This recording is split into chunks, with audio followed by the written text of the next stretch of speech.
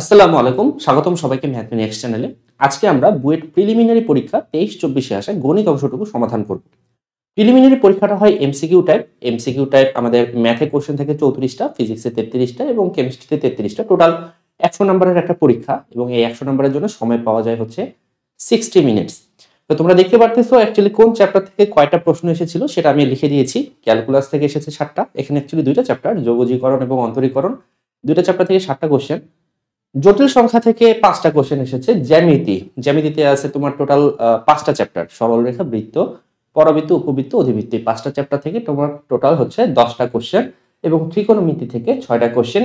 এখান থেকেই চলে এসেছে 28টা কোশ্চেন এবং এছাড়া বাকি যে 6টা কোশ্চেন কিছু অ্যানালিটিক্যাল অ্যাবিলিটি ছিল এবং বহুপদী ছিল, আরো দু একটা চ্যাপ্টার থেকে লুজ কিছু প্রশ্ন এসেছে। সবগুলো প্রশ্নই খুবই সহজ, ঠিক আছে। আচ্ছা, আমি মার্কস ডিস্ট্রিবিউশনটা একবার লিখে দেই। আমাদের ম্যাথ থেকে আসছে কয়টা? ম্যাথ থেকে আসে হচ্ছে 34, ফিজিক্স থেকে আসে হচ্ছে 33 এবং কেমিস্ট্রি থেকে আসে 33টা প্রশ্ন। টোটাল 100টা প্রশ্ন। 100টা প্রশ্ন সঠিক উত্তরের জন্য তুমি প্রত্যেকটার জন্য 1 নাম্বার পাবা, ভুল উত্তরের জন্য 0.25 নেগেটিভ মার্কিং আছে এবং এই 100টা প্রশ্ন উত্তরের জন্য তুমি পাবা হচ্ছে সময় কতটুকু পাবা? 60 মিনিট পাবা। সো বুঝতে পারতেছো অ্যাকচুয়ালি প্রশ্ন সহজ হলেও টাইম যেহেতু কম। সো টাইম কম থাকলে একটা জিনিস আমি বলি, তোমার হচ্ছে গিয়ে টাইম কম থাকলে যেটা হয় যে সহজ প্রশ্নে কাট মার্কস বেশি আসে এবং তোমার কি বলবো, কঠিন প্রশ্নে কাট মার্কস কম আসে, ঠিক আছে। সো টাইম কম, প্রশ্ন সহজ হলেও দেখা যাচ্ছে যে তোমাকে বেশি পরিমাণ সঠিক উত্তর দিতে হবে। তো এই জন্য আমি সবসময় একটা কথা বলি, যারা ভালো স্টুডেন্ট তাদের দোয়া হওয়ার উচিত এরকম, যারা ভালো স্টুডেন্ট তারা চায় এরকম যে প্রশ্নটা কঠিন হোক, কারণ প্রশ্ন কঠিন হলে ভালো স্টুডেন্টদের সম্ভাবনাটা বেশি থাকে এবং প্রশ্ন যদি সহজ হয় তাহলে সহজ প্রশ্নে কিন্তু অনেকেই তোমার হচ্ছে গিয়ে অনেকগুলো অ্যান্সার করে আসে, সো কাট মার্কসটা অনেক বেশি আসে। যাই হোক, আমরা কথা না বলে শুরু করি। সরি, এখানে একটা রাফ করছিলাম। আচ্ছা, সো প্রশ্নগুলোকে আমি একটু শর্ট করে নিয়েছি, ঠিক আছে। প্রথমে আমরা শুরু করব হচ্ছে গিয়ে একটা ক্যালকুলাসের প্রশ্ন দিয়ে, যেখানে আমাদেরকে বলছে 0 থেকে 2 পাই এই ব্যবধিতে sin x এবং cos x এর অন্তর্ভুক্ত কোনটা, সরি অন্তর্ভুক্ত এরিয়া কত সেটা আমাদেরকে বের করতে হবে। sin x এর একটা কার্ভ আছে, cos x এর একটা কার্ভ আছে। এই কার্ভের মধ্যবর্তী যে এরিয়াটুকু 0 থেকে 2 পাই ব্যবধিতে, এই এরিয়াটুকু বের করতে হবে। সো সম্পূর্ণ প্রশ্নটাতে এইটাই বেসিক্যালি আমার কাছে সবচেয়ে কঠিন প্রশ্ন মনে হয়েছে, ঠিক আছে। বাকিগুলো অ্যাকচুয়ালি আরো সহজ। তো আমরা এটা একটু শুরু করি। এটা শুরু করার আগে আমাদেরকে এটা গ্রাফটা একটু আঁকতে হবে। যে কোনো এরিয়া নির্ণয়ের তোমার যে অঙ্কগুলা, তুমি যদি অঙ্কগুলো করতে চাও তোমাকে আগে কি করতে হবে? আগে গ্রাফ এঁকে নিতে হবে। তো এই আমি এঁকে দিলাম এক্স অক্ষ, এই আমি এঁকে দিলাম হচ্ছে গিয়ে তোমার ওয়াই অক্ষ। তোমরা জানো যে সাইন এক্স এবং cos x, sine x cos x দুইটাই কিন্তু তোমার কি হয় বলতো, +1 থেকে -1, ম্যাক্সিমাম ভ্যালু হয় +1 এবং মিনিমাম ভ্যালুটা হয় -1। সো এটা হচ্ছে কি আমার +1 এবং এইটা হচ্ছে কি -1। এর ভিতরে আমরা sin x এবং cos x এর কার্ভটা আঁকবো, ঠিক আছে। আমি আরো এঁকে দেই। এটা হচ্ছে গিয়ে 2 পাই এবং এটা হচ্ছে গিয়ে 0। সো তোমার sin x এর কার্ভ, তোমরা জানো sin x এর ম্যাক্সিমাম ভ্যালু হয় 90 ডিগ্রিতে, তাই না? সো আমার π/2 যেখানে, এটাকে আমার সম্পূর্ণটাকে 4 ভাগ করতে হবে। এইটা হচ্ছে গিয়ে পাই, এইখানে কোনো একটা জায়গায় π/2 আছে এবং এইখানে কোনো একটা জায়গায় 3π/2 আছে। সো আমার sin x এর কার্ভটা হবে এরকম।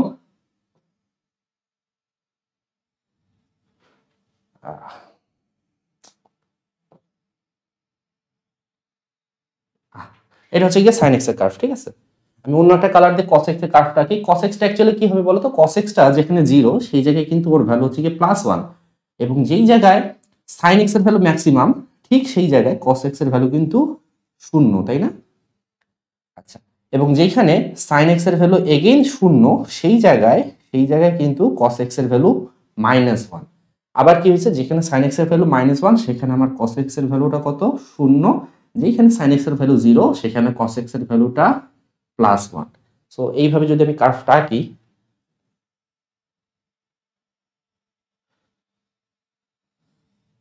আচ্ছা, cos x এর কার্ভটা হচ্ছে কি এরকম। এখন এই দুইটার ভিতরে মাঝের যে এরিয়াটুকু, অর্থাৎ এই যে এই অংশটুকু, এই অংশটুকুর ক্ষেত্রফলটা আমরা পেতে চাই।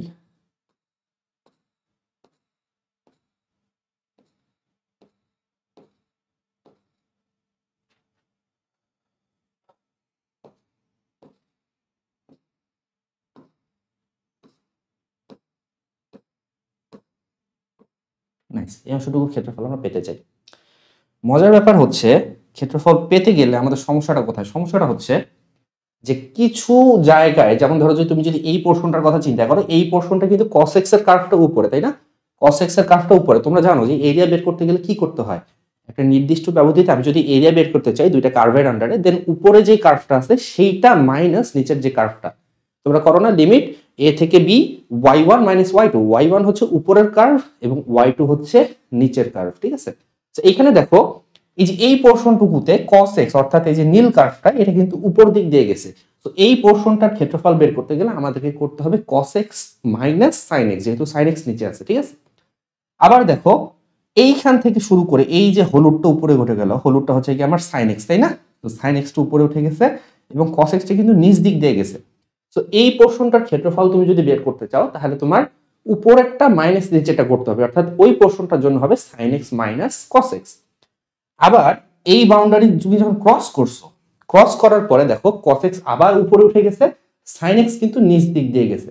তো এই পোর্শনের জন্য তোমার এরিয়া বের করতে গেলে কার্ভ করতে হবে কি cos x minus sin x, ঠিক আছে? সো আমাদেরকে উপরের কার্ভ কোনটা নিচের কার্ভ কোনটা এটা বুঝতে হবে এবং বাউন্ডারিটা সিলেক্ট করতে হবে।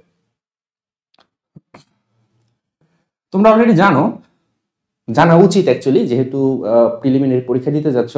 সো আমি মোটামুটি ধরে নিচ্ছি যে তোমাদের প্রিপারেশন ভালোই আছে, খুব বেশি আমি এক্সপ্লেইন করতেছি না, আমি ধরে নিচ্ছি যে তোমরা এটা জানো। তো এই পয়েন্টটাতে sin x এবং cos x দুইটা সমান, তাই না? এই পয়েন্টটাতে sin x এবং cos x দুইটা হচ্ছে সমান। তো sin x equals two cos x, তার মানে cos x দিয়ে যদি ভাগ দাও তাহলে tan x equals to 1, tan x equals to 1 হয় কোথায়? যখন x এর ভ্যালু π/4। দ্যাট মিন্স এই পয়েন্টটা হচ্ছে π/4। সেম গোজ ফর দিস, এই পয়েন্টটা হচ্ছে কত? এই পয়েন্টটা হবে কত? এই পয়েন্ট হবে 5π/4। আমি যেটা বলতেছিলাম 0 থেকে π/4 পর্যন্ত আমরা ইন্টিগ্রেশন করব cos x minus sin x, যেহেতু cos x উপরে আছে sin x নিচে আছে, লিখে ফেলি আগে, ঠিক আছে? তো এরিয়াটা হবে এরকম 0 থেকে π/4 পর্যন্ত cos x minus sin x এটার ইন্টিগ্রেশন, ঠিক আছে? দেন যখন তুমি π/4 ক্রস করলা, π/4 এর ওই সাইডে দেখো π/4 থেকে 5π/4 পর্যন্ত sin x এর কার্ভটা উপরে, cos x এর কার্ভটা নিচে। সো π/4 থেকে 5π/4 পর্যন্ত তোমার এরিয়া বের করতে গেলে তোমাকে করতে হবে sin x minus cos x। লিখে ফেলি, কত? π/4 থেকে 5π/4 পর্যন্ত হয়ে যাবে sin x minus cos x। Again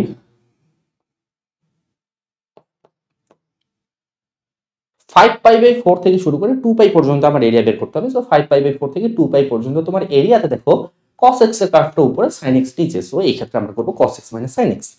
তাহলে 5π/4 থেকে 2π পর্যন্ত হয়ে যাবে cos x minus sin x dx, ঠিক আছে? ইন্টিগ্রেশনটা সহজ, বাট এতগুলা ইন্টিগ্রেশন করে তুমি আবার লিমিট বসাবা, অনেকগুলো লিমিট বসাইতে হবে, প্রচুর সময় চলে যাবে। আমি আগেই বলছি সময় আমাদের কম, ঠিক আছে? অঙ্ক সহজ বা সময় কম, যেহেতু 60 মিনিটস। সো এই অঙ্কটা আমরা এই পর্যন্ত ক্যালকুলেটরই তুলবো, ক্যালকুলেটরে তুলে ক্যালকুলেটরে ইকুয়াল চাপ দিলেই তোমার একটা অ্যান্সার চলে আসবে। রিমেম্বার ক্যালকুলেটরটাকে রেডিয়ান মোডে নিতে হবে। কেন? কারণ তোমার লিমিটগুলো কিন্তু রেডিয়ানে আছে, তোমার ক্যালকুলেটর ম্যাক্সিমাম সময় ডিগ্রি মোডে থাকে এবং ডিগ্রি মোডে থাকা অবস্থায় তুমি যদি এটা চাপো সেক্ষেত্রে একটা অ্যান্সার পাবা ভুল অ্যান্সার, ঠিক আছে? এই অঙ্কটা ক্যালকুলেটরে তোলা লাগে, ক্যালকুলেটর রেডিয়ান মোডে নিবা, অঙ্ক তুলবা, ইকুয়াল চাবা, অ্যান্সার চলে আসবে। অ্যান্সারটা দশমিকে আসবে, যেটা 4√2 এর সমান। আমাদের 4√2 ছিল কোথায়? Option A. Option a is the correct answer. Okay, so hopefully এটা বুঝতে পারছো। এটা ছাড়া বাকি যতগুলো অঙ্ক আছে সবগুলো খুবই সহজ। এখানে কি বলছে? উপরে আসছে 3x² dx e⁻x³ plus e⁻−x³ এটা ইকুয়ালস টু হোয়াট, ঠিক আছে? খুবই বেসিক প্রতিস্থাপন সংক্রান্ত অঙ্ক। আমরা যেটা করব, এইটা মানে কি অ্যাকচুয়ালি? এটা মানে হচ্ছে 1/e⁻x³। 1/e⁴x³ সেই 1/e⁴x³ আমরা e⁴x³ দিয়ে লগ হর সবগুলোকে গুণ করে দিব। যদি সবগুলোকে গুণ করে দেই, e⁴x³ দিয়ে যদি আমি সবগুলোকে গুণ করে দেই, তাহলে আমার এখানে চলে আসবে 3x² e⁴x³ এখানে হয়ে যাবে e⁴x³ হোল স্কয়ার প্লাস এখানে হয়ে যাবে 1। দেন তুমি জানো কি করতে হবে, ধরতে হবে, কি ধরতে হবে, এই যে e⁴x³ এটাকে z ধরবো। এটা ইকুয়ালস টু যদি z ধরি তাহলে তোমার নিউমারেটর যেটা আছে, নিউমারেটর পুরাটাই z হয়ে যাবে, তাই না? এটা কত হচ্ছে 3x² e⁴x³ dx পুরাটা মিলে dz। তো পুরাটা মিলে যদি dz হয়ে যায় তাহলে এখানে চলে আসতেছে dz এবং এখানে চলে আসতেছে z² প্লাস 1, z² প্লাস 1। তো তোমরা জানো যে এটা tan ইনভার্স z এর ফর্মুলা, tan ইনভার্স z এর ফর্মুলা, tan ইনভার্স z মানে কত? tan ইনভার্স z মানে হচ্ছে tan inverse e⁴x³। So option B will be your correct answer. Okay, next প্রশ্ন কি বলছে, এটাও ইন্টিগ্রেশনের অঙ্ক। এইখানে আমরা z ধরবো এই পোরশনটাকে, এই পোরশনটাকে যদি z ধরি তাহলে অঙ্কটা হয়ে যাবে, তাই না? ধরি 1 plus 8x⁴ equals to z, তাহলে 64x⁴ equals to dx equals to dz। তাহলে আমরা এক কাজ করব, প্রতিস্থাপন করার আগে লব এবং হরকে, যেহেতু উপরে শুধু আমার dx আছে, এই জিনিসটা কিন্তু নাই, তো এই জিনিসটা দিকে লব হরকে আগে গুণ করে দেব।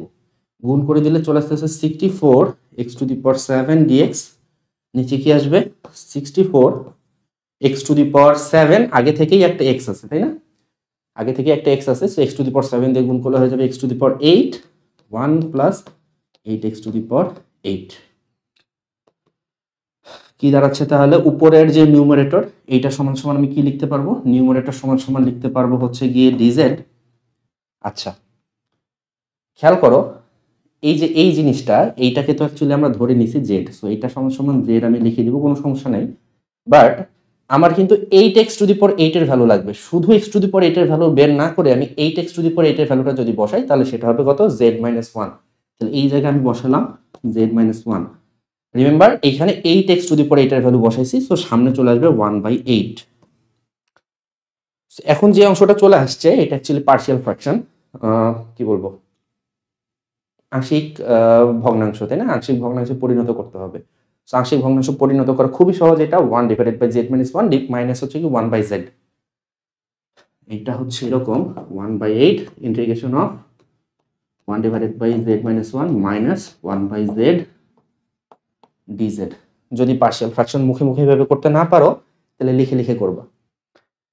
আচ্ছা, সো বুঝতে পারতেছো এটা হচ্ছে গিয়ে ln z-1, এটার ক্ষেত্রে आंसर হবে, মানে এইটার ইন্টিগ্রেশন করলে কি হবে, যেহেতু 1/x এর ইন্টিগ্রেশন করলে হয় ln z, তো এটা হবে ln z-1, এটা হবে ln z, ln z-1 minus ln z, that means কি ln z-1 divided by z। Integration করার পর আমার রেজাল্ট আসবে এরকম, ln z-1 divided by z plus c 1/8। চাইলে আমি এখানেই ভ্যালু বসে দিতে পারতাম, বাট এখানে ভ্যালু না বসে তোমার অ্যাকচুয়ালি অ্যান্সারের মতো যদি আমি করতে চাই তাহলে অ্যান্সারটা এইভাবে করা আছে, ln 1 মাইনাস 1/z এইভাবে করা আছে, ঠিক আছে? সো জাস্ট অ্যান্সারের মতো করার জন্য, এখানে অ্যান্সার করা যেত বাট জাস্ট অ্যান্সারের মতো করার জন্য এটাকে আমি এভাবে লিখলাম 8x⁴8 প্লাস c। খেয়াল করে এই অপশনটা কোথায় আছে, অপশনটা আছে হচ্ছে option A, option A will be your correct answer, ঠিক আছে? ওকে, মানে আমরা সব ত্রিকোণমিতির অঙ্কগুলা, সব ক্যালকুলাসের অঙ্কগুলা, সব জ্যামিতির অঙ্কগুলো এক সাইডে করে নিচ্ছি। সো আমি এখন ক্যালকুলাস পোরশনটা করতেছি, ঠিক আছে?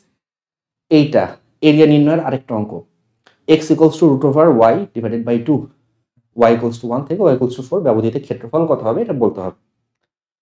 আচ্ছা, সো আমি আগেই বলছি এরিয়া বের করতে গেলে তোমাকে আগে গ্রাফ জানতে হবে, গ্রাফ কিরকম, এটা x অক্ষ, এটা y অক্ষ। দেখো তুমি যদি x ইকুয়ালস টু এটার জন্য গ্রাফ না আঁকতে পারো তাহলে y ইকুয়ালস টু x এর একটা ফাংশন বানায় নাও, ঠিক আছে? যদি এইটা এরকম হয় তাহলে y ইকুয়ালস টু কত হচ্ছে বলো তো? y ইকুয়ালস টু আসতেছে 2x ওইদিকে চলে যাচ্ছে, সো বর্গ করলে চলে আসবে 4x square. y equals two চলে আসবে 4x স্কয়ার, তাই না? আমি যদি y এর ভ্যালু বের করি তাহলে y ইকুয়ালস টু চলে আসবে 4x square. y equals to 4x স্কয়ারের গ্রাফটা কেমন? পরাবৃত্ত, তাই না? শীর্ষবিন্দু মূল বিন্দুতে থাকবে এবং পরাবৃত্ত, খুবই কমন পরাবৃত্ত, যেটা যেটা আমরা সবসময় একই, সেই কমন পরাবৃত্তটাই হচ্ছে y equals to 4x square. So আমি একটু অন্য কালার দিয়ে একটু আঁকি।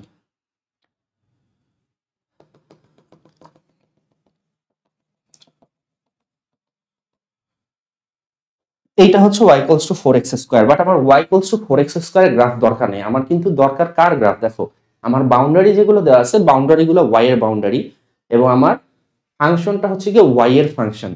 তো x equals to root over y by 2 এর গ্রাফ কিরকম হবে? খেয়াল করো, যখন আমি এই গ্রাফটা আঁকছি তখন কিন্তু পজিটিভ সাইড নেগেটিভ সাইড সবই আঁকছি, কারণ আমার হচ্ছে গিয়ে y এর ভ্যালুটা, মানে কি x এর ভ্যালু পজিটিভ হোক নেগেটিভ হোক যাই হোক না কেন, y কিন্তু ডিফাইন্ড হচ্ছে। বাট এই ক্ষেত্রে y এর ভ্যালু কিন্তু আমি নেগেটিভ বসাতে পারবো না। যখন তুমি বলবো x equals to root over y by 2, তুমি y এর ডোমেন চিন্তা করো, ডোমেন কি? y এর ভ্যালু কি নেগেটিভ হতে পারে?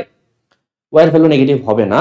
দ্যাটস ওয়াই নেগেটিভ সাইডটা আমরা ইগনোর করবো, ঠিক আছে? দুইটা কিন্তু সেম গ্রাফ, দুইটা সেম গ্রাফ, বাট এইটাতে negative value not allowed, y এর নেগেটিভ ভ্যালুগুলো নিব না, এবং এই ক্ষেত্রে আমরা y এর পজিটিভ নেগেটিভ সবগুলো ভ্যালু নিব, x এর পজিটিভ নেগেটিভ সবগুলো ভ্যালু নিব। সো তুমি যদি x equals to root over y by 2 এর গ্রাফ আঁকতে চাও, এই গ্রাফটা হবে অনলি পজিটিভ সাইডটা, অনলি পজিটিভ সাইড, নেগেটিভ সাইডটা বাদ, ঠিক আছে? এখন এখানে বলছে y এর ভ্যালু 1 থেকে y এর ভ্যালু 4 পর্যন্ত। সো এটা যদি হয় 4, এটা যদি হয় 1, এই এরিয়াটুকু কত সেটা আমরা বের করতে চাই, এই ক্ষেত্রফলটুকু কত সেটা আমরা বের করতে চাই। ওকে, সো খুবই সিম্পল জিনিস, আমরা যেহেতু কার্ভ বুঝে গেছি, এরিয়া বুঝে গেছি, জাস্ট এটাকে ইন্টিগ্রেট করে দেবো, ঠিক আছে?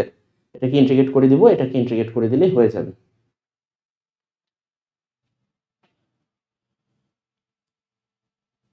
আচ্ছা, so area this will be 1 থেকে 4, 1 থেকে 4 over y divided by 2 dy, ঠিক আছে?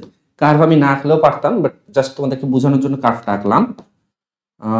1 থেকে 4, ঠিক আছে? রুট ওভার y কে করলে হচ্ছে y to the power 3 by 2 divided by 3 by 2, এখানে 4 থেকে 1,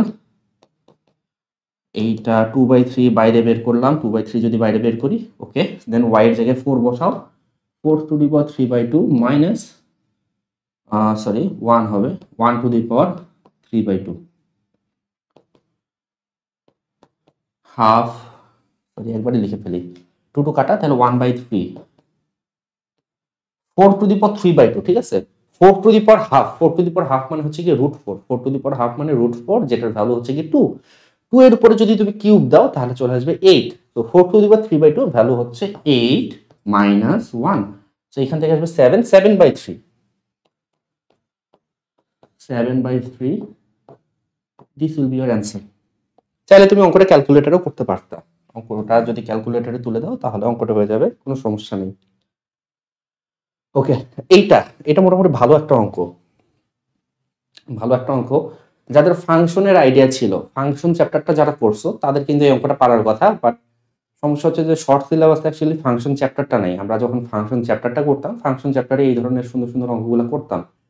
ফাংশন চ্যাপ্টারটা না থাকার কারণে এই ধরনের অঙ্ক অনেকের কাছে কঠিন মনে হতে পারে, বাট সমস্যা নেই, এটাও একটা সহজ অঙ্ক, ঠিক আছে? কি বলছে দেখো, অঙ্কটা বোঝার চেষ্টা করো।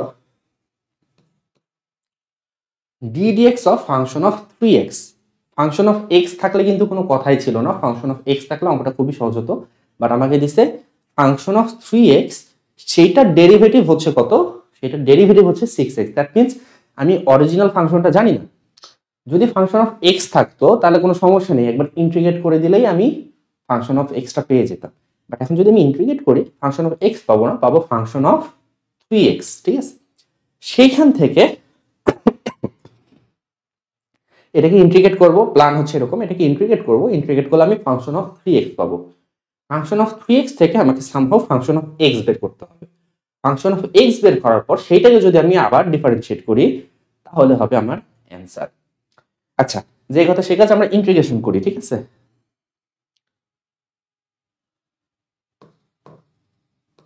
এখানে d dx function of 3x this is equals two 6x, তাহলে আমি যদি বোথ সাইড ইন্টিগ্রেশন করি তাহলে কি হবে? ইন্টিগ্রেশন যদি করি তাহলে এই সাইডেও ইন্টিগ্রেশন করতে হবে 6x dx। আচ্ছা, মজার ব্যাপার হচ্ছে এই সাইডে একটা ডিফারেন্সিয়াল অপারেটর আছে, একটা ইন্টিগ্রাল অপারেটর আছে। যেহেতু এটা পরস্পরের বিপরীত অপারেশন, সো কাটাকাটি না, ঠিক কাটাকাটি বলবো না, ফার্স্টে তুমি যদি ডিফারেন্সিয়েট করবা, ডিফারেন্সিয়েট করার পর এগেইন যদি ইন্টিগ্রেট করো তাহলে অরিজিনাল ফাংশনটাই পাওয়া যাওয়া কথা। সো সেই কনসেপ্ট থেকে আমরা বলতে পারি যে ডিফারেন্সিয়েট করে যদি এগেইন ইন্টিগ্রেট করি তাহলে রেজাল্ট হবে original function f of 3x। ঠিক আছে, এটা কনস্ট্যান্ট আমরা অ্যাড করব, যে কোনো এক সাইডে কনস্ট্যান্ট অ্যাড করলেই হয়, ওই সাইডে অ্যাড করব। ঠিক আছে, আচ্ছা তাহলে এটা তো 6 আর x কে যদি ইন্টিগ্রেট করো তাহলে হবে x²/2।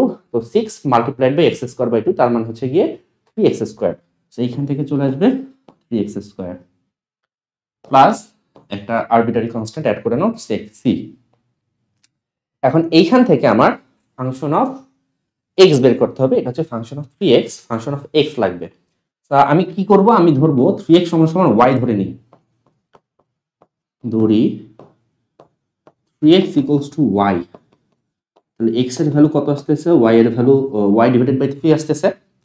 তো এইটা এক নম্বর সমীকরণ দাও এবং দুনিয়ার যত জায়গায় x আছে দুনিয়ার সবগুলো x এর জায়গায় y ডিভাইডেড বাই 3 বসাও। তো আমি যদি এখানে x এর জায়গায় y ডিভাইডেড বাই 3 বসাই তাহলে কি আসবে? দেখো আমি ইকুয়েশনটা আরেকবার লিখি। 3x ইকুয়ালস টু কি ছিল, 3x² প্লাস 3 ছিল, এরকম ছিল তো। সো আমি কি করব, x এর জায়গায় বসাবো হচ্ছে y ডিভাইডেড বাই কত বসাইতে চাইলাম, y ডিভাইডেড বাই 3 বসাইতে চাইছি। এটা যদি তুমি বসাও তাহলে এটা হয়ে যাচ্ছে f অফ y, x এর জায়গায় বসাবো কত, y ডিভাইডেড বাই 3।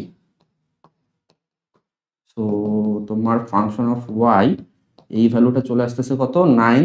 তো y² ডিভাইডেড বাই 3 চলে আসতেছে, রাইট, প্লাস c। সো দেখো ফাংশন অফ y যদি হয় এইটা, তাহলে ফাংশন অফ x কি হবে? জাস্ট ভেরিয়েবল চেঞ্জের ব্যাপার। আমি যেটাকে বলতেছি function of y equals to something, function of y equals to something, আমি যদি y না লিখি ওটা জায়গায় t লিখি তাহলে function of t equals to something আসবে। t না লিখে আমি যদি z লিখি function of z equals to something আসবে। z না লিখে তুমি যদি x লেখো তাহলে function of x equals to something আসবে এবং সেই সামথিংটা হবে কত, x² divided by 3 plus c। Okay, but আমার এটা দরকার নেই, আমার এটা ডেরিভেটিভ দরকার। ঠিক আছে, এটা হচ্ছে মূল ফাংশনটা, এটা ডেরিভেটিভ কি হবে, এটা ডেরিভেটিভ হবে, তুমি যদি এটাকে ডিফারেন্সিয়েট করো তাহলে চলে আসবে 2/3x। আর এটা যেহেতু কনস্ট্যান্ট, কনস্ট্যান্টকে ডিফারেন্সিয়েট করলে হয়ে যাবে 0। দ্যাট মিন্স আমার অ্যান্সার হচ্ছে 2x ডিভাইডেড বাই 3। কোথায় ছিল অপশনটা? Option C. So option C will be your answer. বুঝা গেছে? সুন্দর একটা অঙ্ক, তাই না? মজার একটা অঙ্ক, হোপফুলি সবাই তোমরা বুঝতে পারছো। আমরা নেক্সটে যাই। আচ্ছা, এটা তো খুবই বাচ্চা একটা অঙ্ক। একটা ফাংশন দিছে, কে এর ভ্যালু কত হলে x ইকুয়াল 3 বিন্দুতে চরম মান পাওয়া যাবে। চরম মান পেতে গেলে ফার্স্ট ডেরিভেটিভ ইকুয়ালস টু 0 হতে হয়। সো এইটার যে ফাংশনটাতে আছে এটা ইকুয়ালস টু, আমরা মানে এটাকে ডিফারেন্সিয়েট করব, ফার্স্ট ডেরিভেটিভ বের করব, ইকুয়াল 0 ধরবো, x এর ভ্যালু 3 বসাবো, that value should B equals to 0। ওখান থেকে কে এর একটা ভ্যালু চলে আসবে। তাহলে আমরা ফার্স্ট ডেরিভেটিভটা বের করি। জানো যেটা ইউ ডিভাইডেড বাই ভি। তো ইউ ডিভাইডেড বাই ভি এর ফর্মুলাটা হচ্ছে এরকম, নিচে হবে ভি স্কোয়ার। তো নিচে যদি ভি স্কোয়ার হয় x² প্লাস কে হোল স্কোয়ার, উপরে হবে ভি, তার সাথে কি d dx of u minus u d dx of v. সূত্রটা এরকম ছিল, তাই না? V d dx of u minus u d dx of v. তো ভি মানে কি, ভি মানে হচ্ছে গিয়ে x² plus k d dx of x. এত লেখার দরকার নেই তোমাদের, আমি অ্যাকচুয়ালি করাচ্ছি দেখি এত লিখতেছি, আমি নিচে হলে এত লিখতাম না, তোমরাও এত লিখবা না, অ্যাকচুয়ালি এত লিখতে গেলে সময় পাবা না। D dx of x² plus k. Okay fine, এইটা ইকুয়ালস টু কি হতে হবে, 0 হতে হবে, চরম মান থাকার শর্তই হচ্ছে এটা। আচ্ছা, সো আমরা এখানে হচ্ছে কি x² প্লাস কে হোল স্কোয়ার, এখান থেকে আসবে হচ্ছে কি 1, দ্যাট মিনস x² প্লাস কে, ওখান থেকে আসবে হচ্ছে কি 2x, তার সাথে একটা x আছে, that means 2x² minus 2x²। ঠিক আছে, যদি আমি আর গুণ করে দিই, আর গুণ করে দিলে হর শূন্য হয়ে যাবে। সো এখানে থাকতেছে k minus x square equals to 0। X এর ভ্যালু কত বসাইতে হবে? এক্স এর ভ্যালু বসাইতে হবে 3। কোথায় পাইছি? কোশ্চেনে দেওয়া আছে। এক্স এর ভ্যালু 3 বসাও, 3 বসালে কে এর ভ্যালু পেয়ে যাবা। কে এর ভ্যালু হয়ে যাবে 9। কে এর ভ্যালু 9 কোথায়? অপশন সি তে। That will be your answer. খুবই সহজ অঙ্ক, তাই না? একবারই বাচ্চা অঙ্ক। আচ্ছা, এটা তো বইয়ের অঙ্ক, হাজারবার তোমরা করছো, বইয়ের লিমিটের অঙ্ক একবারই হাজারবার করা আছে। আমাদের সূত্রটা হচ্ছে কিরকম? সূত্রটা হচ্ছে এরকম, limit x tends to infinity 1 plus 1 by x whole to the power x that is equals to e। এই যে লিমিট বসালে জন্য এই জায়গাটা 0 হয়। তো এই দেখো আমি ইনফিনিটি বসালে 1 by ইনফিনিটি 0, ঠিক আছে? তো এইখানে হরে যা থাকবে পাওয়ার তাই থাকতে হবে। এই ক্ষেত্রে আমার অ্যান্সারটা হবে ই এর সমান। একবারে সহজ অঙ্ক,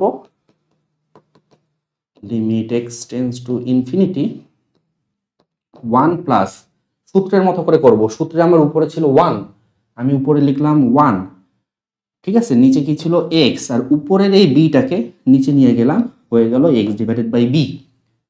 এই যে উপরের বি ছিল এটাকে নিচে নিয়ে গেছি, নিচে নিয়ে আসলে এক্স এর নিচে চলে আসলো।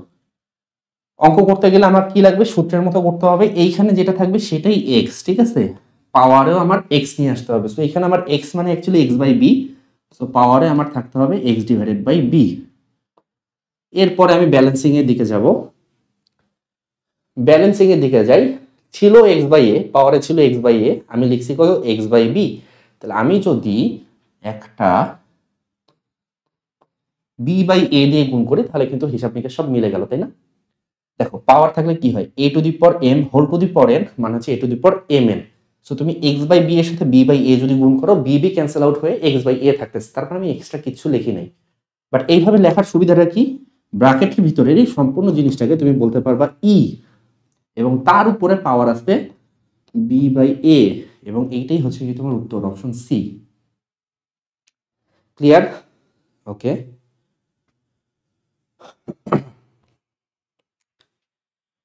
এটা হচ্ছে কি অ্যানালিটিক্যাল এবিলিটির একটা কোশ্চেন, খুবই সহজ একটা প্রশ্ন, ঠিক আছে? খুবই সহজ একটা প্রশ্ন। এটা ইকুয়ালস টু 0 হলে এক্স এর ভ্যালু কত? এই অঙ্কটা এমন একটা অঙ্ক, এই অঙ্কটা ইভেন তুমি চাইলে অপশন টেস্ট করে করতে পারো, ঠিক আছে? এখানে আমার ভ্যালু দেওয়া আছে, 2 বসে দেখতে পারো, 1.5 3.5 বসে দেখতে পারো যে কোনটা ইকুয়ালস টু লেফট সাইড সমান কোনটার ভ্যালু 0 আসতেছে, সেটাই অ্যান্সার হবে। বাট এটা না করে প্রশ্নটা দেখে কিন্তু বলে দেওয়া যায় যে এটার উত্তর হবে নান, কোনোটাই না। কেন? কারণ এইটা একটা সূচকীয় ফাংশন, এটা একটা সূচকীয় ফাংশন। সূচকীয় ফাংশনের রেঞ্জ যদি তুমি বুঝো, সূচকীয় ফাংশনের রেঞ্জটা হচ্ছে 0-র চেয়ে বড়। দ্যাট মিনস সূচকীয় ফাংশনের আউটপুট সবসময় একটা পজিটিভ সংখ্যা, অলওয়েজ। এক্স এর ভ্যালু যাই হোক না কেন, এক্স এর যে কোনো বাস্তব ভ্যালুর জন্য, ঠিক আছে? এক্স এর ভ্যালু নেগেটিভ হোক, 0 হোক, পজিটিভ হোক, হোয়াট এভার, এক্স এর যে কোনো বাস্তব ভ্যালুর জন্য একটা সূচকীয় ফাংশনের ভ্যালু অলওয়েজ পজিটিভ হবে। তো যেহেতু আমার বাস্তব মান এখানে সব দেওয়া আছে, সো আমি বাস্তব যদি চিন্তা করি তাহলে এটা একটা পজিটিভ ভ্যালু, এইটা একটা পজিটিভ ভ্যালু, দুইটা পজিটিভ ভ্যালুর যোগফল আরেকটা পজিটিভ ভ্যালু। সেই পজিটিভ ভ্যালুকে 1/3 দিয়ে যদি গুণ করো স্টিল পজিটিভ, তার সাথে যদি +1 করো আরো বেশি পজিটিভ। তো আদারওয়াইজ মানে তুমি এক্স এর যেই ভ্যালু বসো না কেন, লেফট সাইড হচ্ছে অলওয়েজ একটা পজিটিভ ভ্যালু, যেটা কখনোই শূন্যের সমান হওয়া সম্ভব না, ঠিক আছে? তার মানে এক্স এর এমন কোনো বাস্তব মান নাই যার জন্য লেফট সাইডটা শূন্যের সমান হতে পারে। এই জন্য আমরা প্রশ্ন দেখেই বলতে পারি যেটা উত্তর হবে নান। ক্লিয়ার? ওকে। একটা ম্যাট্রিক্স দিচ্ছে, বলছে P not equals to 0, P এর কোন মানের জন্য ম্যাট্রিক্সটি ব্যতিক্রমী হবে। ব্যতিক্রমী ম্যাট্রিক্স মানে হচ্ছে সিঙ্গুলার ম্যাট্রিক্স। উল্টা বললাম, সিঙ্গুলার ম্যাট্রিক্স মানে হচ্ছে কি ব্যতিক্রমী ম্যাট্রিক্স, হোয়াটএভার। তোমার একটা ব্যতিক্রমী ম্যাট্রিক্স কাকে বলে? ব্যতিক্রমী ম্যাট্রিক্স মানে হচ্ছে যে ম্যাট্রিক্সটার নির্ণায়কের মান 0, ঠিক আছে? আমরা কি করব? ম্যাট্রিক্স দেওয়া আছে, নির্ণায়কের মান বের করব, সেটা ইকুয়ালস টু 0 ধরবো, 0 ধরে পি এর ভ্যালু বের করব। পি এর ভ্যালু শূন্যটা নিব না, অন্য যে অশূন্য ভ্যালুটা আছে সেটা নিব। এটা যদি তুমি নির্ণায়ক করো, নির্ণায়ক করলে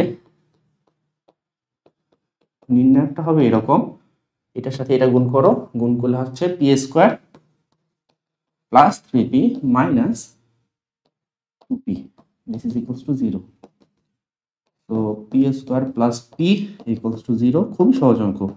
পি কমন নিলে p plus 1 equals to 0, p not equals to 0 প্রশ্নে বলে দিছে, so p plus 1 must be equals to 0। এখান থেকে তুমি p এর ভ্যালু পাবা -1। কোথায় আছে? অপশন বি তে আছে।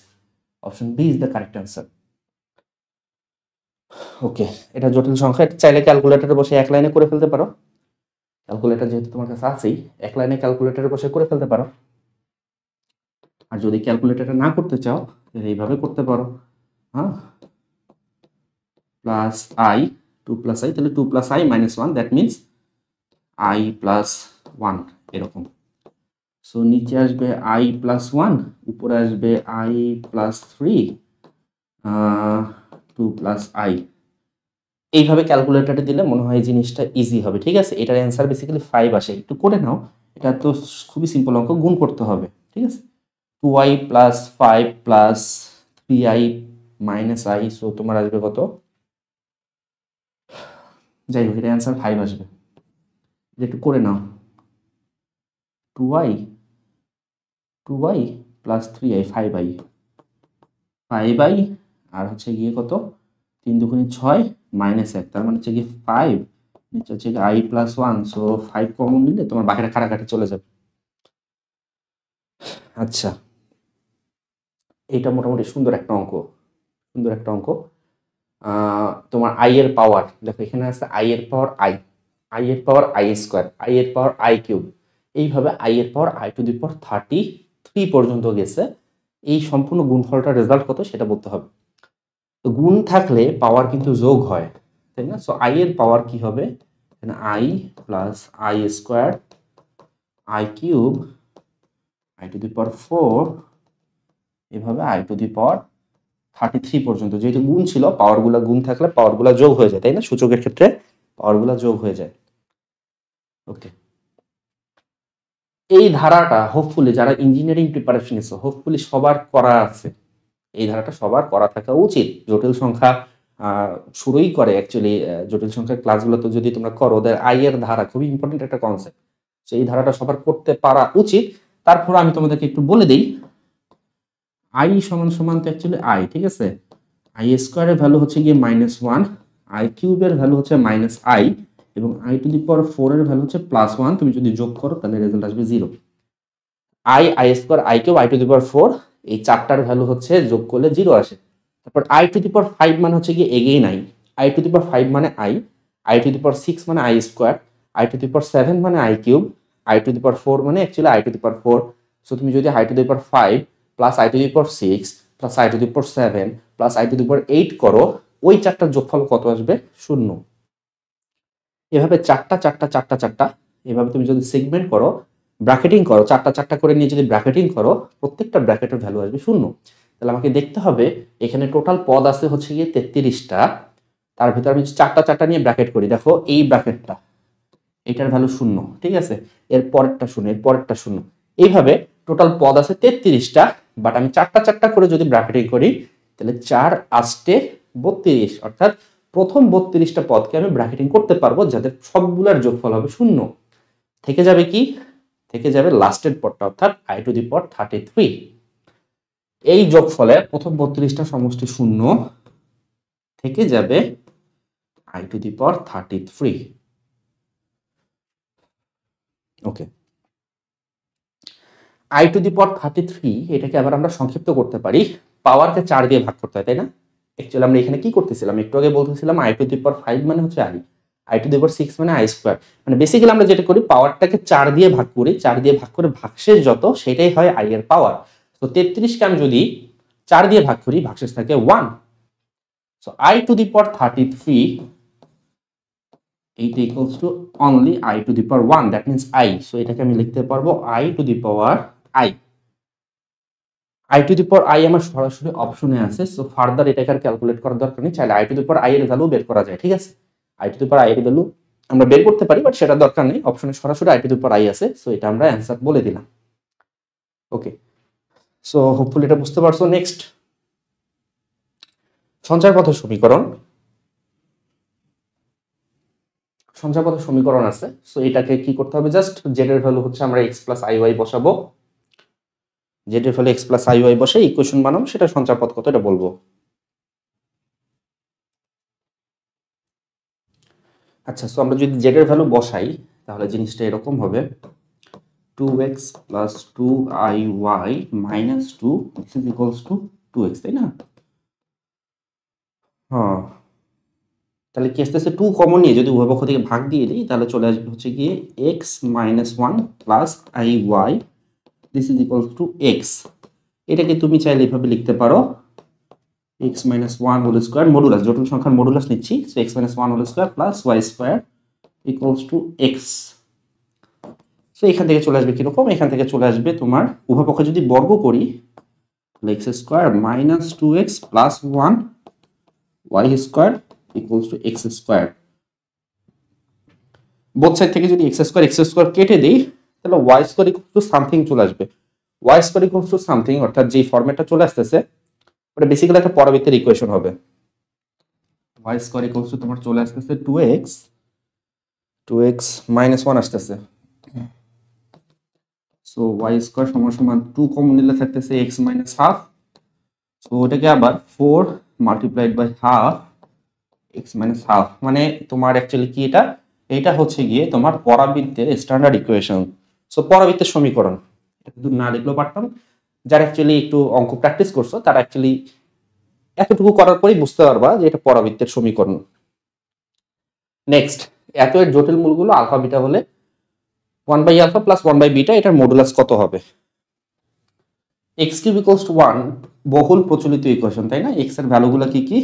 1 ওমেগা ওমেগা স্কয়ার। সো জটিল মূল বলতে দ্যাট মিন্স আমার ওমেগা এবং ওমেগা স্কয়ার, আলফা এবং বিটা এই দুটো হচ্ছে ওমেগা এবং ওমেগা স্কয়ার। সো সরাসরি আমি ভ্যালু বসায় কাজ করি 1 বাই ওমেগা স্কয়ার এটা সমান সমান কত? Omega square, so omega plus এখানে চলে আসবে 1। আচ্ছা, সো 1 প্লাস ওমেগা মানে হচ্ছে কি আবার কত? 1 প্লাস ওমেগা মানে হচ্ছে minus omega square, minus omega square divided by omega square, তার মানে হচ্ছে কি মাইনাস 1 যার মডুলাস করলে হয় প্লাস 1। প্লাস 1 কোথায়? Option B. Option B is the correct answer. Next, এটা কিউবিক ইকুয়েশন দিছে, কিউবিক ইকুয়েশন দিয়ে বলছে এর একটি মূল এত হলে 3 প্লাস রুট 5i হলে অপর মূলগুলো কত? মানে মোট কথা কিউবিক ইকুয়েশন, তার মানে তিনটা মূল আছে, একটা মূল দিয়ে দিছে, বাকি দুইটা মূল কত সেটা আমাদেরকে বলতে হবে। তো আমরা আবার জানি জটিল মূল, এই মূলটা এটা হচ্ছে জটিল মূল। তো জটিল মূলগুলো কি জোড়ায় জোড়ায় থাকে, তাহলে এটার আরেকটা মূল তো আমরা দেখেই বলে দিতে পারি, আরেকটা মূল হবে 3 মাইনাস রুট 5i, তাই না? So 3 minus root 5i, either এইটা এ অথবা সি, এইটা কখনোই হবে না, ডি কখনোই হবে না, এ অথবা সি এর যে কোনো একটা। তাহলে জটিল মূল নিয়ে আমাদের কনফিউশন নেই। এখন বাস্তব মূল দেখো, একটাতে দেওয়া আছে 2 আর একটাতে দেওয়া আছে 3।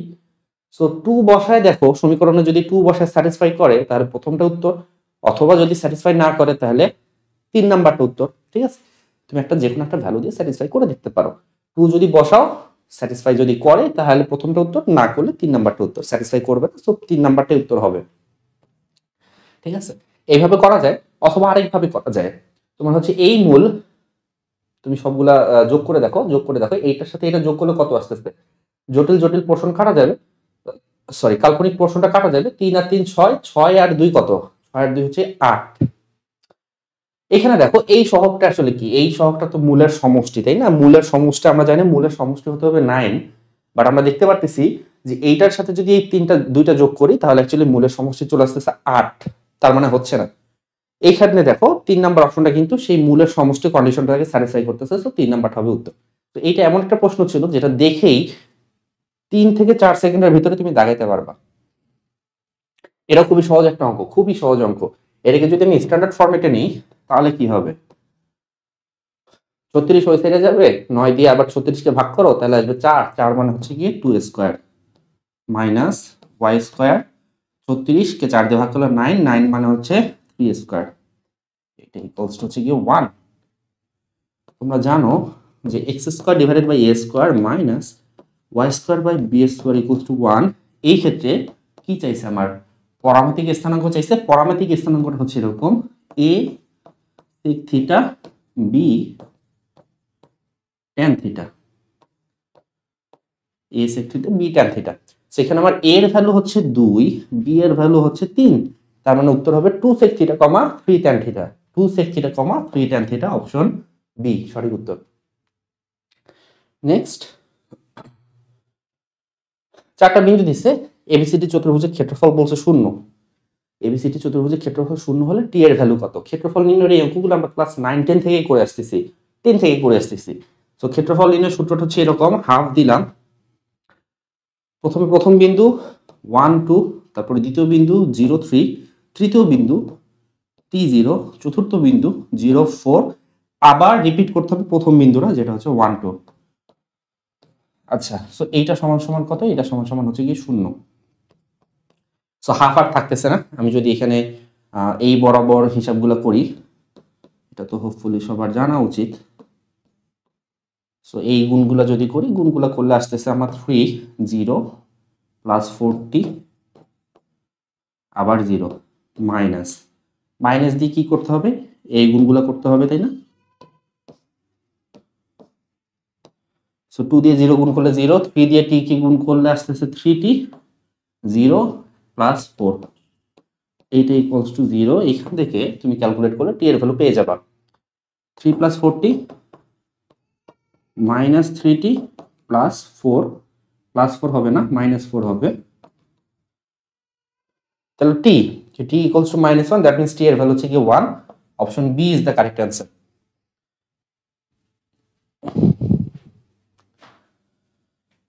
ওকে, নেক্সট কি আছে? এত স্পর্শক এত হলে কে ইকুয়ালস টু হোয়াট? যেটা দেয়া আছে সেটা একটা সার্কেল, ওটা একটা সার্কেল এবং সার্কেলের স্পর্শক বলছে একটা লাইন। সার্কেলের স্পর্শক যদি একটা লাইন হয়, তাহলে সার্কেলের সেন্টার থেকে ওই লাইনটার যে ডিসটেন্স, সেই ডিসটেন্সটা হবে বৃত্তের ব্যাসার্ধের সমান। ঠিক আছে, কে ইকুয়ালস টু হোয়াট? আচ্ছা, এটা সেন্টারটা বের করে ফেলি। এটার সেন্টার কত? ইকুয়েশনটা একটু সাজায় লিখি, x square plus y square minus 20x equals to 0, যার সেন্টার হচ্ছে,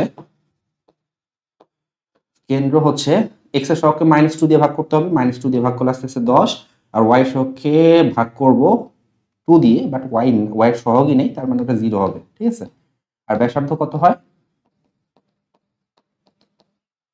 ব্যাসার্ধ হবে তোমার -10 square plus 0 square minus 0, that means 10। ঠিক আছে, তো এই যে বিন্দুটা কেন্দ্র থেকে এই রেখাটার লম্ব দূরত্ব বের করব, কেন্দ্র থেকে রেখাটার লম্ব দূরত্ব বের করব, সেটা ইকুয়ালস টু হবে বৃত্তের ব্যাসার্ধের সমান।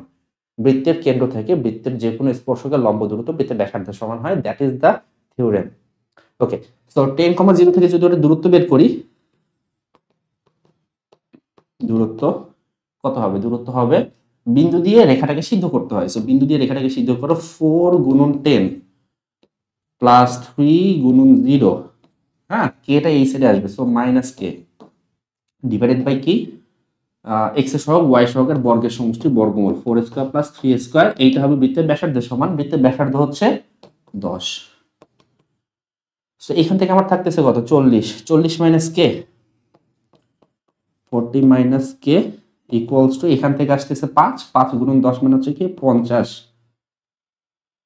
সো তোমার চলে আসতেছে 40 মাইনাস কে, এটার ভ্যালু চলে আসতেছে প্লাস মাইনাস 50। সো কে এর ভ্যালু হবে কি হলো?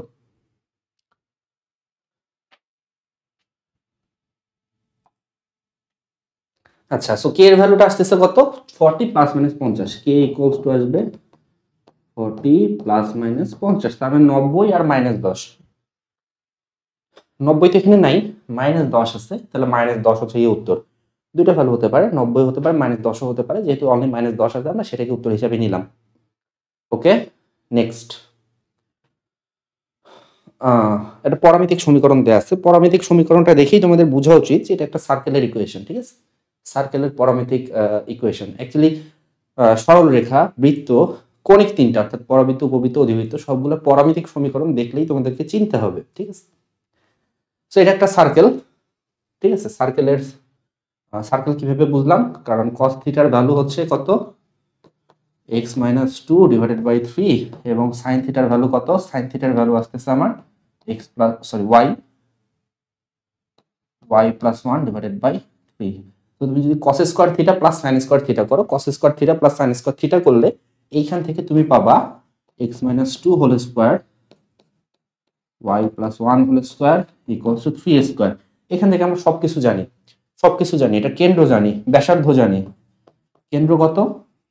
যেহেতু এটা তোমার বৃত্তের কেন্দ্রটা হচ্ছে 2, -1 এবং ব্যাসার্ধ এটা কত? ব্যাসার্ধ হচ্ছে 3। আচ্ছা কি বলছে? তো এত বৃত্ত 2,2 বিন্দুগামী হলে ওই বৃত্তের অপর ব্যাসের প্রান্তবিন্দু স্থানাঙ্ক। Okay fine. তো এটা হচ্ছে কি একটা বৃত্ত, যেই বৃত্তটার একটা ব্যাসের একটা প্রান্তবিন্দু দেওয়া আছে 2,2, ব্যাসের অন্য প্রান্তটা আমাদেরকে বের করতে হবে। ঠিক আছে,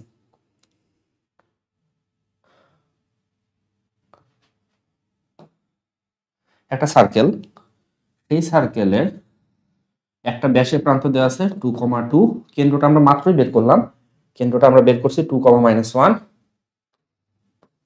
2, -1। এইটা কত? এটা বের করতে হবে।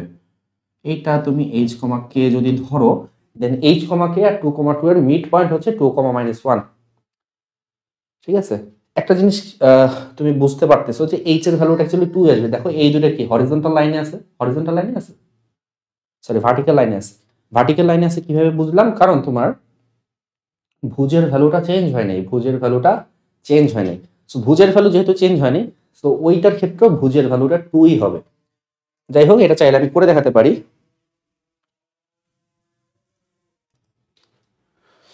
ওকে, তো আজান দিল, আমরা আজানের একটা ছোট ব্রেক নিয়ে নিলাম। হ্যাঁ, যেটা বলতেছিলাম যে দেখো তোমার এখানে এই বিন্দুটার ভুজ 2, এই বিন্দুটার ভুজ 2, তার মানে কি এই পয়েন্ট এবং এই পয়েন্ট ভার্টিক্যাল লাইনে আছে। যেহেতু ভার্টিক্যাল লাইনে আছে, সো থার্ড পয়েন্টটাও একটা ভার্টিক্যাল লাইনেই থাকবে, এবং ভার্টিক্যাল লাইনে থাকলে ভুজের কোনো পরিবর্তন হবে না।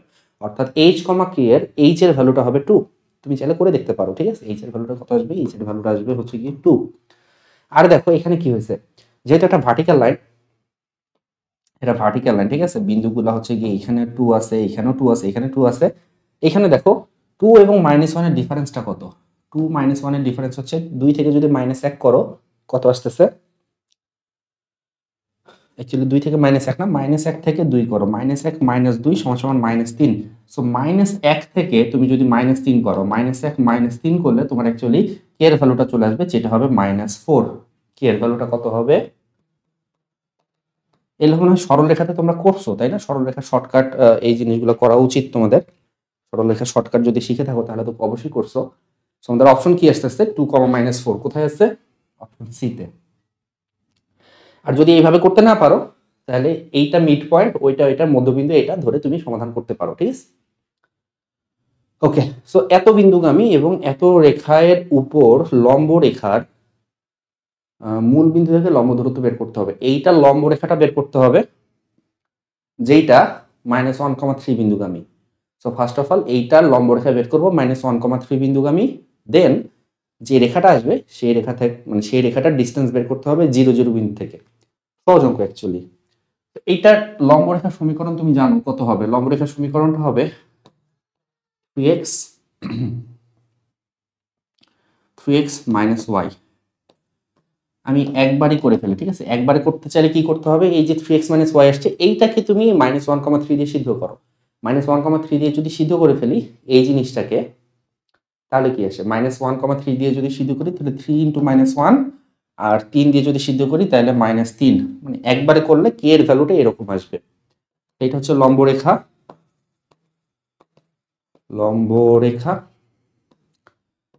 3x - y কত আসতেছে এখানে? -3 -3 মানে হচ্ছে গিয়ে -6, আর সামনে মাইনাস আছে, তার মানে +6 = 0। 0, 0 থেকে এটা ডিস্টেন্স বের করতে হবে।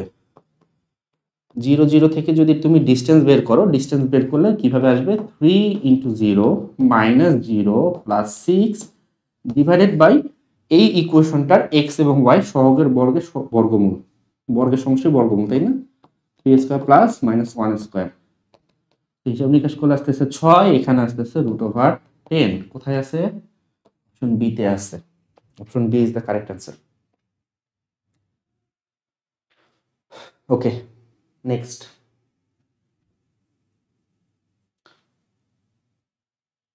এটা পরাবৃত্তের উপকেন্দ্র। খুবই সহজ জিনিস, একবারে স্ট্যান্ডার্ড ইকুয়েশন দিছে, জাস্ট স্ট্যান্ডার্ড ফরম্যাটে নিবা, অঙ্ক করে ফেলবা। y² = কত আছে? 4 মাইনাস হচ্ছে গিয়ে তোমার m divided by 2 into x. তো এক্স এর জায়গায় আছে হচ্ছে কি তোমার এ, তাই না? সো উপকেন্দ্র তুমি জানো, উপকেন্দ্র স্ট্যান্ডার্ড ফরম্যাটে নিলে উপকেন্দ্র কিরকম হয়? উপকেন্দ্র হয় a, 0 a, 0। সো এর জায়গায় তোমাকে লিখতে হবে কত? Minus m divided by 2, 0। Option B সঠিক উত্তর। Okay, next. দেখে মনে হচ্ছে একটা উপবৃত্ত, উপবৃত্তই বেসিক্যালি উপবৃত্ত। উপবৃত্তের আচ্ছা লেখাই আছে উপবৃত্ত, তাই না? উপবৃত্তের ক্ষেত্রফল কত?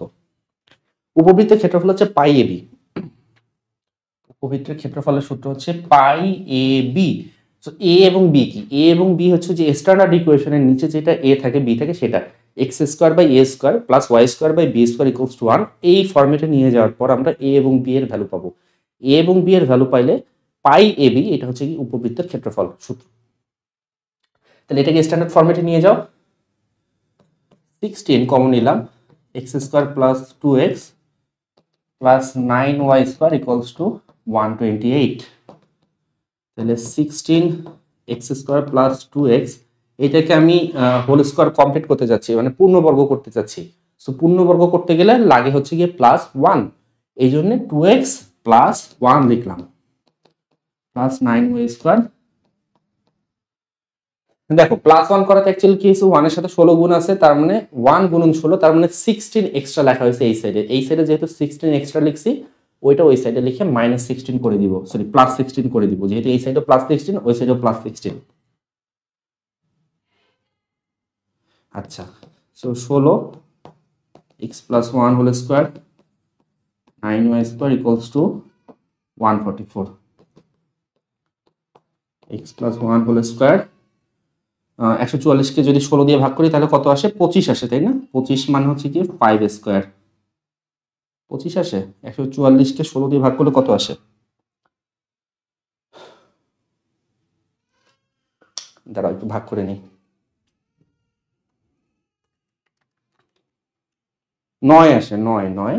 144কে তুমি যদি 16 দিয়ে ভাগ করো তাহলে 9 আসে। 9 মানে হচ্ছে 3 স্কোয়ার, 3 স্কোয়ার।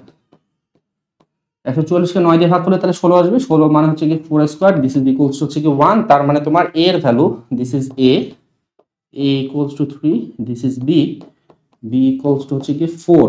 তার মানে 3 4 12, পাই এ বি মানে আসতেছে হচ্ছে 3 4 12 পাই। 12 পাই কোথায় আছে? অপশন সি তে আছে। Option C is the correct answer.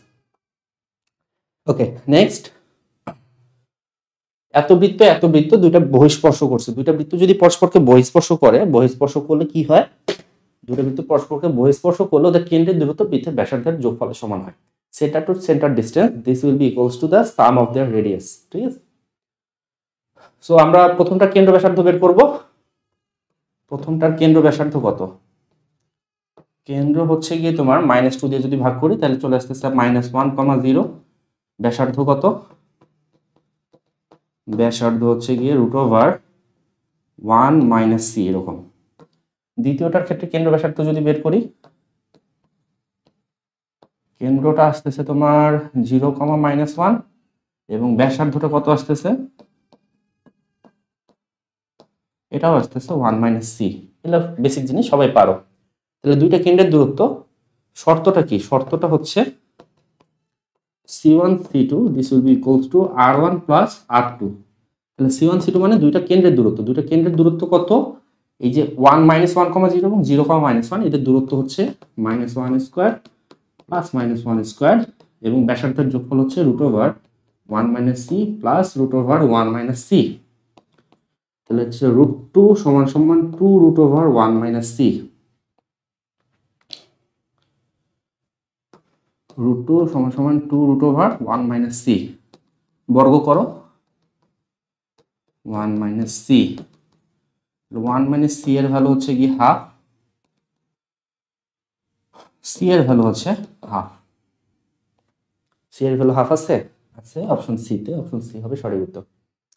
Okay, next কি আছে? এক্স অক্ষকে স্পর্শ করে এমন একটা বৃত্তের সমীকরণ বের করতে হবে যার কেন্দ্র হচ্ছে 4,5। বৃত্তটি দ্বারা ওয়াই এর 14 অংশের দৈর্ঘ্য হতে এটা বের করতে হবে। ওকে,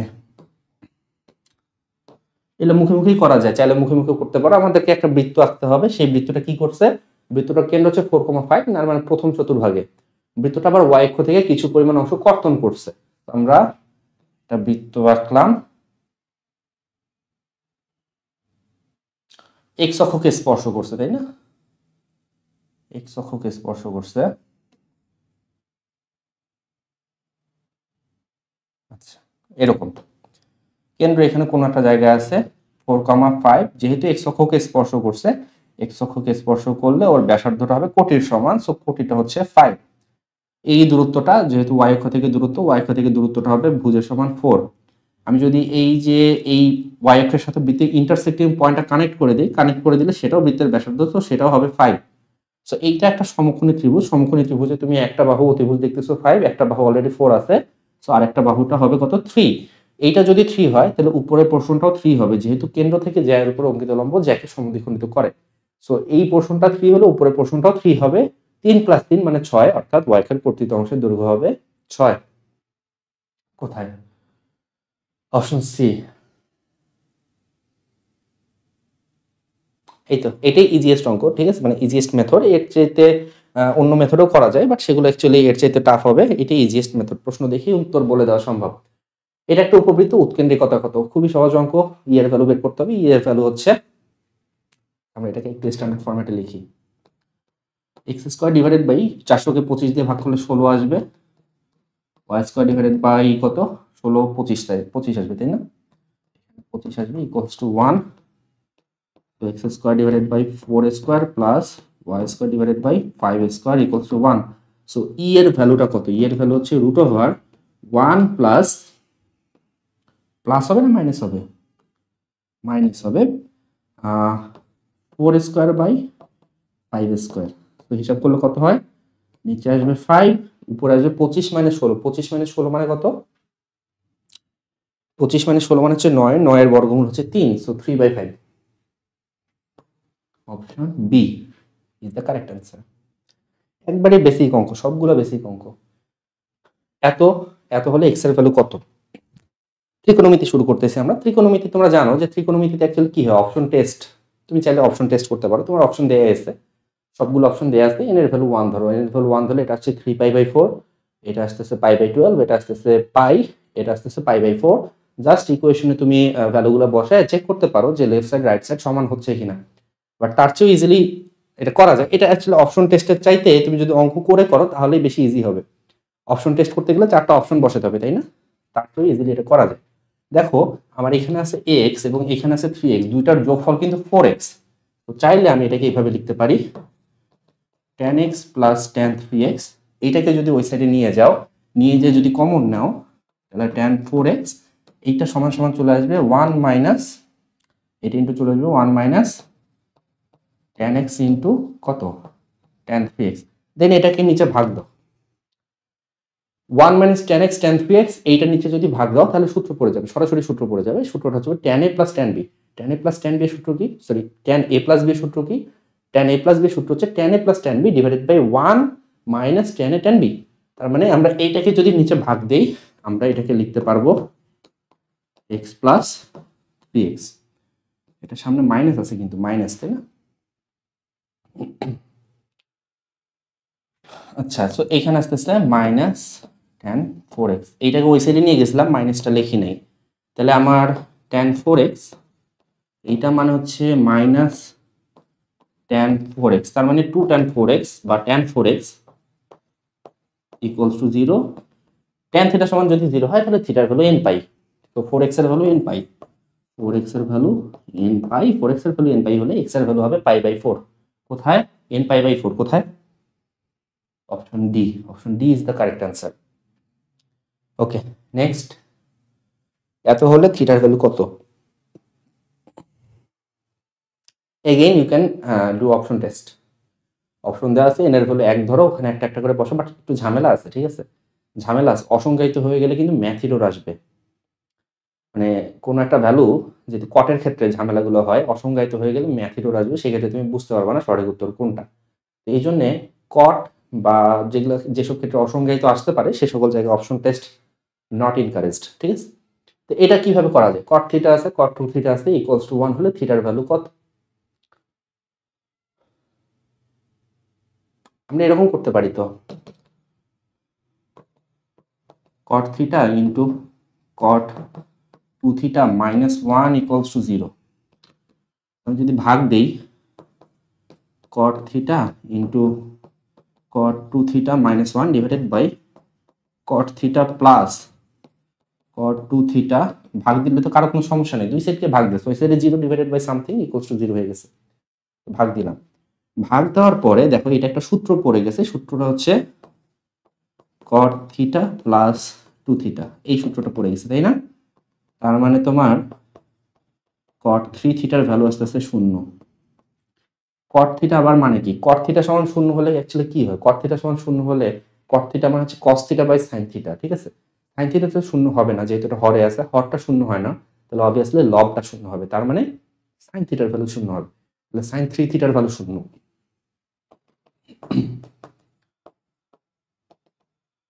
ব্যাপারটা বুঝছো? cot থিটাকে আমি লিখছি, সরি ভুল লিখলাম তো, আবার বললাম একটা, লিখতেছি আরেকটা। cot থিটা মানে কি? cot থিটা মানে হচ্ছে cos theta by sin theta, sin theta হরে আছে যেটা 0 হবে না, তার মানে লব যেটা সেটাই 0 হবে, অর্থাৎ cos থিটা 0 হবে। তাহলে cos 3 theta equals to 0। cos 3 theta equals to যদি 0 হয়, cos থিটা ইকুয়ালস টু 0 হলে থিটা ইকুয়ালস টু হয় কত? থিটা ইকুয়ালস টু হয় 2n plus 1 into pi by 2, অর্থাৎ পাই বাই 2 এর বিজোড় গুণিতক। So 2n plus 1 pi by 2, সেটাকে যদি 3 দিয়ে ভাগ করো তাহলে হবে 2n প্লাস 1 পাই বাই 6। কোথায় আছে? অপশন বি তে আসলে, option B is the correct answer. Next, এত এর ডোমেন কত? সাইন ইনভার্স এক্স, এইটার ডোমেইন হচ্ছে -1 থেকে 1 পর্যন্ত, মানে এইখানে যা থাকবে this value should be greater than or equals to -1, less than or equals to +1। তাহলে আমরা এই x এর জায়গায় আছে 2x/3, তাহলে আমরা লিখতে পারি -1 এর চেয়ে বড় বা সমান হচ্ছে 2x ডিভাইডেড বাই 3, ছোট বা সমান হচ্ছে কত? x। তাহলে আমার x এর ভ্যালু লাগবে, আমি প্রত্যেকটাকে সবগুলো পক্ষকে 3/2 দিয়ে গুণ করব। সবগুলো পক্ষকে যদি 3/2 দিয়ে গুণ করি তাহলে কি হয়? তাহলে আসতেছে -3/2 x প্লাস 3/2। তার মানে আমার ডোমেনটা যেটা আসতেছে, ডোমেনটা আসবে, দেখো ইকুয়াল থাকলে ক্লোজড ইন্টারভাল থার্ড ব্র্যাকেট, আর যদি এখানে অনলি গ্রেটার দেন থাকতো, ইকুয়ালটা যদি না থাকতো তাহলে ওপেন ইন্টারভাল মানে ফার্স্ট ব্র্যাকেট। ওপেন ইন্টারভাল মানে ফার্স্ট ব্র্যাকেট যেখানে ইকুয়াল থাকে না, এবং ক্লোজড ইন্টারভাল মানে থার্ড ব্র্যাকেট যেখানে ইকুয়াল থাকে।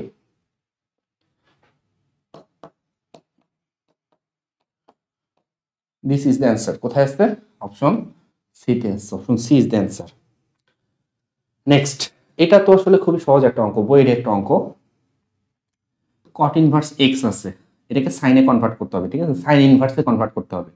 সো আমি একটা ট্রায়াঙ্গেল আঁকবো, যে ট্রায়াঙ্গেলের এই অ্যাঙ্গেলটা হচ্ছে cot ইনভার্স x। এটা আসলে বইয়ের অঙ্ক, পারা উচিত, ঠিক আছে? ভিডিও বড় হয়ে যাচ্ছে, বইয়ের অঙ্ক এটা, দেখো বই করা আছে, যে কোনো বইয়ে পাবা, এসি অনেক স্যারের বই পাবো, তার স্যারের বইয়ে পাবা, বহুত অঙ্ক আমরা করছি তাই না? সো এটা আসলে করছি না আমি, পারবা। স্থূলকোণী ত্রিভুজে 3 বাহুর দৈর্ঘ্য যদি এত হয় তাহলে স্থূলকোণটা কত? স্থূলকোণ তুমি যদি পেতে চাও, তুমি যদি কোন একটা ত্রিভুজে স্থূলকোণ পেতে চাও, স্থূলকোণ কোনটা হবে? বৃহত্তম বাহুর বিপরীত কোণটা বৃহত্তম হয়, অর্থাৎ সবচেয়ে বড় যে বাহু তার অপোজিট সাইডে যে কোণটা আছে সেটাই সবচেয়ে বড় হবে। সো একটা স্থূলকোণী ত্রিভুজ, এটা যদি একটা স্থূলকোণী ত্রিভুজ হয় তাহলে এই বাহুটা সবচেয়ে বড় হবে, এবং এখানে সবচেয়ে বড় বাহু হচ্ছে √7, বাকিগুলোকে আমি 1 দিলাম, 2 দিলাম, এইটা মনে করো থিটা। তো কোসাইন ল থেকে আমরা বলতে পারি cos থিটার ভ্যালু হবে 1 square plus 2 square minus √7 square divided by 2 গুণন 1 গুণন 2। সেটাকে একটু সমাধান করে দেখো, 120 ডিগ্রি আসে উত্তর। 7 7 তাই না? এখানে কত? এখানে হচ্ছে গিয়ে 5, 5 মানে 7, তার মানে হচ্ছে উপরে 2, উপরে 2, নিচে হচ্ছে গিয়ে 4, তার মানে -1/2, cos ইনভার্স -1/2, তার মানে হচ্ছে 120 degree. 120 degree is the answer. Next কি আছে? এটা খুবই বেসিক একটা অঙ্ক, just analytical ability, option test করে আমরা পেয়ে যাব, অপশন টেস্ট করেই পেয়ে যাব, ঠিক আছে? যে কোনো একটা সমীকরণে তুমি অপশন বসাও, পেয়ে যাবা। এটা কি বলতেছে? এটা মানে কি?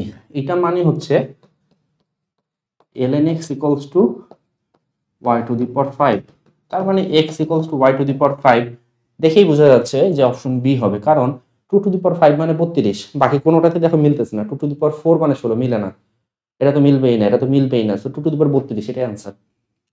তুমি যদি এই ইকুয়েশন থেকে বের করতে চাও সেটাও সম্ভব। এইটা মানে কি? এটা মানে হচ্ছে log 2 ভিত্তিক x, এটা সমান সমান 4, এটার সাথে একটা log 2 ভিত্তিক 2 দাও, কারণ log 2 ভিত্তিক 2 এর ভ্যালু হচ্ছে গিয়ে 1, ঠিক আছে? তো আমি একটা log 2 ভিত্তিক 2 লিখতেই পারি সাথে, প্লাস আছে log 2 ভিত্তিক y, তাহলে log 2 ভিত্তিক x এটা সমান সমান আসতেছে log 2 ভিত্তিক 2^4 log 2 ভিত্তিক y। সো log 2 ভিত্তিক 2^4 গুণন y, যেহেতু যোগ থাকলে গুণ হয়, এটা হচ্ছে log 2 ভিত্তিক x। log 2 ভিত্তিক সবগুলো তুলে দাও, তাহলে x এর ভ্যালু আসবে 2^4 মানে 16y। তো x ইকুয়ালস টু 16y, কোনটা মিলে? অপশন বি মিলে। যে কোনো একটা ইকুয়েশন দিয়ে অ্যান্সার বললেই হবে, দেখেই বলে দেওয়া সম্ভব। নেক্সট, এত সমীকরণের মূলদ্বয়ের অনুপাত, এত সমীকরণের মূলদ্বয়ের অনুপাত একই হলে কে এর ভ্যালু কত? বইয়ের অঙ্ক, বাচ্চা অঙ্ক, তাই না? বাচ্চা অঙ্ক না, অঙ্কটা বড় বাট সহজ। আলফা বিটা যদি মূল হয়, alpha beta equals to minus k, alpha plus beta equals to minus k, alpha বিটার ভ্যালু হচ্ছে গিয়ে তোমার 1, এবং এইখান থেকে তোমার মনে করো যে কি এম এন ধরি, so m plus n equals to হচ্ছে গিয়ে 2, এম এন এর ভ্যালু হচ্ছে গিয়ে 9, ঠিক আছে? সো বলছে মূলদ্বয়ের অনুপাত সমান। সো অনুপাত যদি সমান হয় তার মানে alpha divided by beta, this is equals to m divided by n. আমরা বিয়োজন যোজন করতে পারি, alpha minus beta, alpha plus beta, m minus n, m plus n, বিয়োজন যোজন করে বর্গ করতে পারি, বর্গ, তাহলে উপরে থাকবে a minus b whole square, যার ভ্যালু হচ্ছে alpha plus beta whole square minus 4 alpha beta, 4 alpha beta, নিচে আসছে alpha plus beta whole square equals to, ওখানে m minus n whole square, যেটা বলতে পারি m plus n whole square minus 4mn divided by m plus n whole square. সবগুলো value জানা আছে আমাদের। দেখো, আলফা প্লাস বিটার ভ্যালু জানি, এখান থেকে আলফা বিটার ভ্যালু জানি 1, এম প্লাস এন এর ভ্যালু জানি, এম এন এর ভ্যালু জানি, সবগুলো ভ্যালু জানি। ভ্যালুগুলো তুমি বসাও, বসাইলে একটা অ্যান্সার পেয়ে যাবা। কোনটা আসে? ধরো অ্যান্সারটা বের করে দিই, আলফা প্লাস বিটার ভ্যালু আমাদের কত ছিল? কে স্কোয়ার, তাই না? K square minus 4 divided by k square, ওখান থেকে আসবে কত? ওখান থেকে আসবে m plus n, m plus n এর ভ্যালু 2, তার মানে 2 square minus 36 divided by 2 square, k square minus 4 by k square equals to, ওখানে কত? 4 minus 36 minus 32, minus 32 by 4, minus 32 by 4 মানে হচ্ছে কি মাইনাস 8, 4 আসতে 32, তাই না? তো মাইনাস 8, তাহলে মাইনাস 8 কে স্কোয়ার, এই সাইডে আসলে 9 k square, 9 k square equal to 4, k স্কোয়ারের ভ্যালু 4 বাই 9, কে এর ভ্যালু হবে plus minus 2 by 3, plus minus 2 by 3 কোথায় ছিল রে? অপশন এ তে ছিল, option a is the correct answer. Next, একটু তাড়াহুড়া করতেছি, ঠিক আছে? ভিডিও লেন্থ বড়, আমি জানি যে তোমরা আসলে এই পর্যন্ত কেউ দেখতেছো না, হুদায় অঙ্কগুলো করতেছি, আমার ভিডিও এত শেষ পর্যন্ত কেউ দেখে না, তারপরে করাচ্ছি। আমার মনে হয় যে প্রথম 10-15 মিনিট রেকর্ড করে ছেড়ে দিলেই হয়ে যেত, কারণ প্রথম 10-15 মিনিট পর আসলে কেউই দেখে না। যাই হোক, এটা 16 মিটার দীর্ঘ একটা দ্বন্দ্ব আছে, 16 মিটার দীর্ঘ একটা দ্বন্দ্ব আছে। তার এক প্রান্তে তুমি 7 কেজি ভর ঝুলাইছো, এই প্রান্তে তুমি যে ভরটা ঝুলাইছো সেটা হচ্ছে 7 কেজি, এবং এই প্রান্ত থেকে 6.25 মিটার দূরে আরেকটা খুঁটি স্থাপন করছো, যেই খুঁটি করছে কি দ্বন্দ্বটাকে ভারসাম্য করছে। মানে তুমি এইখানে একটা খুঁটি দিছো, এই ডিস্টেন্সটা হচ্ছে 6.25 মিটার। তো দ্বন্দ্বটা ব্যালেন্স হয়ে গেছে। ব্যালেন্স কেন হয়েছে? কারণ যে দ্বন্দ্বটা, ওর একটা সেলফ ওয়েট আছে, নিজস্ব একটা ভর আছে, সেই নিজস্ব ভরটা তোমার এর মিড পয়েন্টে কাজ করবে।